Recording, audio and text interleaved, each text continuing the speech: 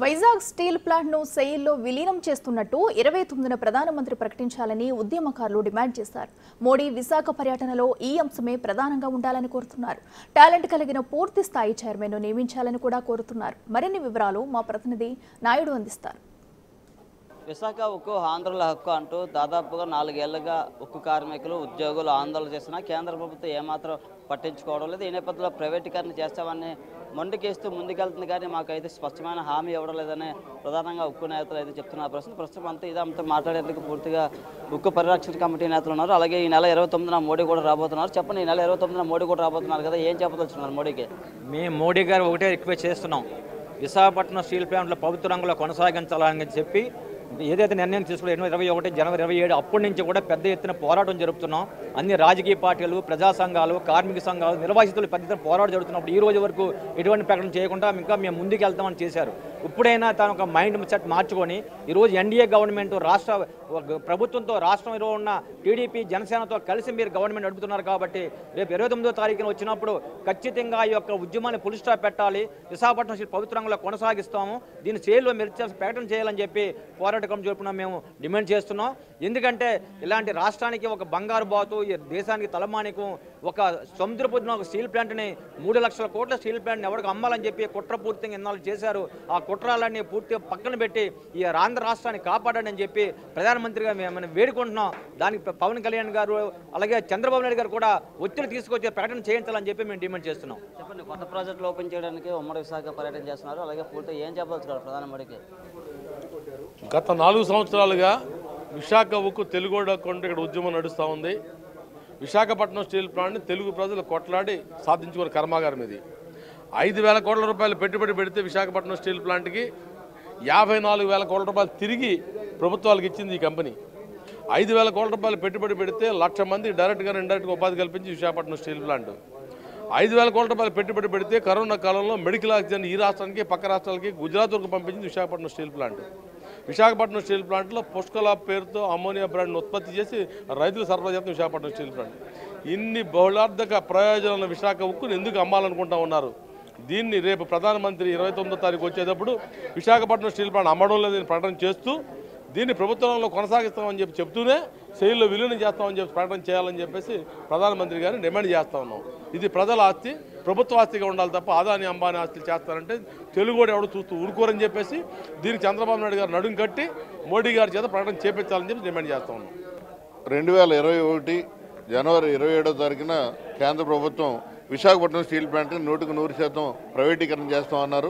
తర్వాత దశలో ఉధృతంగా విశాఖపట్నం స్టీల్ ప్లాంట్ను ప్రభుత్వ రంగ సంస్థగా కొనసాగించాలని చెప్పి ఉమ్మడి తెలుగు రాష్ట్రాల్లో అనేక నిరసన కార్యక్రమాలు, నిరాహార దీక్షలు, కోవిడ్ అత్యంత ప్రమాదకరంగా ఉన్నప్పుడు ఢిల్లీలో కూడా వేలాది మంది వెళ్ళి అక్కడ పార్లమెంటు ముందు ప్రదక్షిణ చేసి నిరసన తెలియజేయడంతో ఈ పరిశ్రమని 100% అమ్మనివ్వట్లేదు కాబట్టి మూసేస్తామని చెప్పి ప్రకటించారు పార్లమెంటు సదస్సుగా నిర్మలా సీతారామన్ గారు.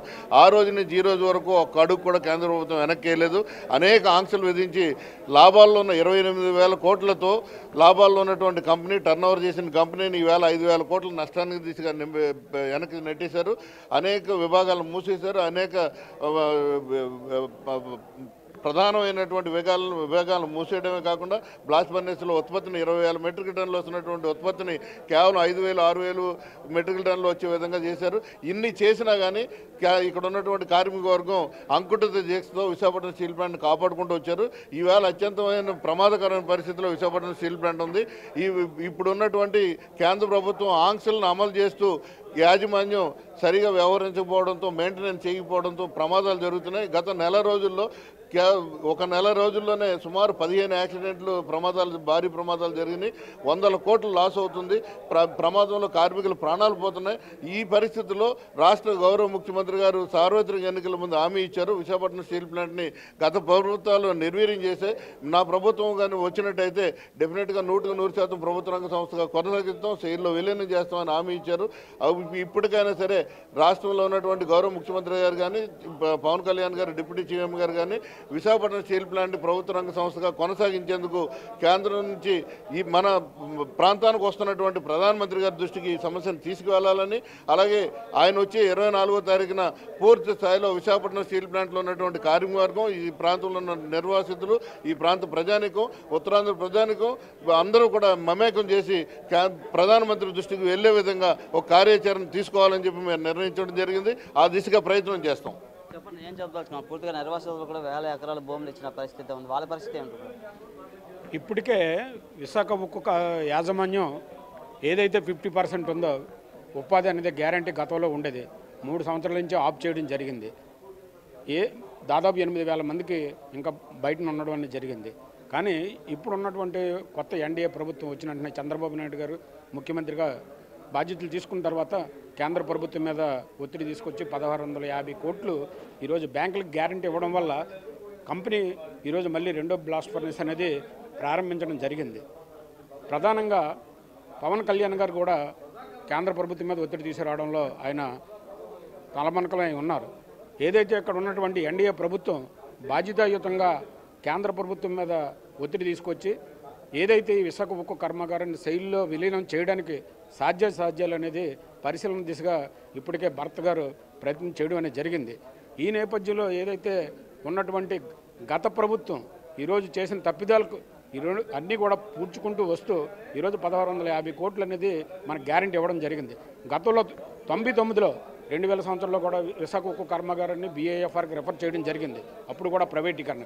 ఆ రోజు వాజ్పేయి గారిని కూడా ఒప్పించడంలో చంద్రబాబు నాయుడు గారు, ఎర్రమనాయుడు గారు 1333 కోట్లు ఈక్విటీగా ఇప్పించడంలో కీలక పాత్ర వహించి ప్లాంట్ ఎక్స్పెన్షన్కి ఆ రోజు దోహదపడ్డారు. తద్వారా నిర్వాసులకు ఉపాధి జరిగింది. ఇప్పుడు కూడా తప్పనిసరిగా ఏదైతే తెలుగుదేశం, జనసేన, బీజేపీ ఏదైతే ఐక్య ఎన్డీఏ ఉందో తప్పనిసరిగా ఈ రాష్ట్ర ప్రభుత్వం కేంద్ర ప్రభుత్వం మీద ఒత్తిడి తీసుకొచ్చి ఈ కంపెనీని రక్షిస్తుందని చెప్పేసి మాకైతే 100% నమ్మకం ఉంది. ఆ దిశగా ప్రధాని గారు కూడా సానుకూలంగా స్పందించాలని చెప్పేసి మీ ద్వారా తెలియజేస్తా ఉన్నాం. పూర్తిగా ఉద్యోగులు అయితే కార్మిక నేతలు చెప్తున్నారు. పూర్తిగా అయితే ప్రధాని పర్యటన ఏదైనా ఉంది, పర్యటనలో పూర్తిగా మాకు స్పష్టమైన హామీ ఇవ్వాలి. ఎందుకంటే ఇది విశాఖ ఉక్కు ఆంధ్రుల హక్కు అంటూ పూర్తిగా ఆత్మగౌరవంతో ఆనాడు బలిదానాలతో సాధించుకున్న పరిశ్రమని వీళ్ళు చెప్తున్న పరిస్థితి ఉంది. Camera person Ramurthy Naidu, big TV Visakha నుంచి.